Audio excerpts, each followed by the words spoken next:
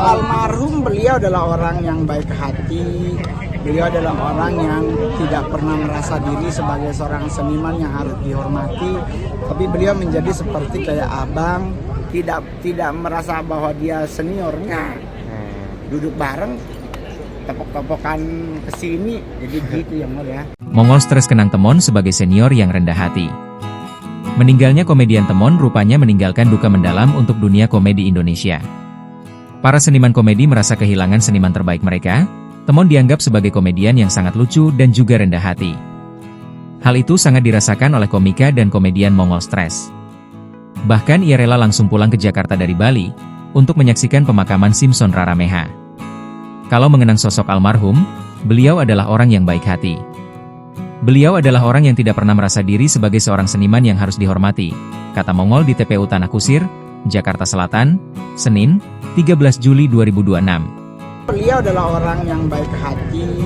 Beliau adalah orang yang tidak pernah merasa diri sebagai seorang seniman yang harus dihormati, tapi beliau menjadi seperti kayak abang, kayak saudara, kayak teman yang kita bisa saling share, bertukar ilmu untuk bisa mempertahankan diri di dunia entertain yang sangat nice to meet you.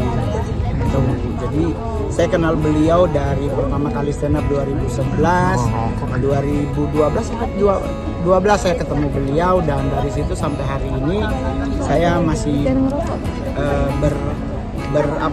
berhubungan baik dengan namanya bertukar ilmu lah istilahnya. Iya, benar banget. Wejangan yang paling dikenang apa? Dari dia sih lebih banyak kita kayak take and give gitu loh. Dia nanya gua nanya dia. Karena dia kan lebih pengalaman. Apalagi mohon maaf nih, kita ini kan mantan tukang koran bang, disuruh ngadepin kamera segede itu kan kagok juga ya. Tapi beliau tuh selalu ngingetin, jadi gini ngol, jadi gini ngol, jadi gini ngol. Nah, terus bentar gue bilang jadi gini,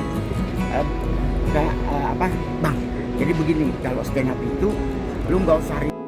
Mongol mengaku sejak terjun ke dunia komedi di tahun 2012, karirnya cukup dibantu oleh sosok Temon. Bahkan, pria berusia 59 tahun itu jadi rekan diskusi yang sangat baik. Beliau menjadi seperti kayak abang, kayak saudara, kayak teman yang kita bisa saling share, bertukar ilmu untuk bisa mempertahankan diri di dunia entertain, ucapnya. Pria berusia 47 tahun tersebut sering bertukar pikiran dengan Temon ketika bertemu. Ia yang lihai dalam berkomedi dengan kata-kata mengajarkan Temon dengan suka hati. Saya bertanya beliau kalau soal bagaimana main film, main sinetron. Karena saya kan dasar dari stand up, bukan dari pemain sinetron, jelas Mongol. Jadi diajarin, Ngol, nanti kan kamera tuh di mana? Lu begini nanti, ini nih lu jangan ngobrolnya ke ini nih, bukan ke kameranya, gitu, sambungnya. Terus Temon tanya gimana sih caranya menaklukkan panggung kalau penontonnya jenderal, gitu-gitu. Itu kita bagi-berbagi, lanjutnya. Selama bertemu, Mongol stres menegaskan dirinya tidak pernah menanyakan soal penyakit kepada Temon.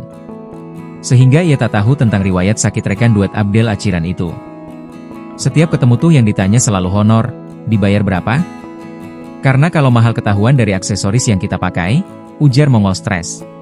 Download Tribun X sekarang, menghadirkan lokal menjadi Indonesia.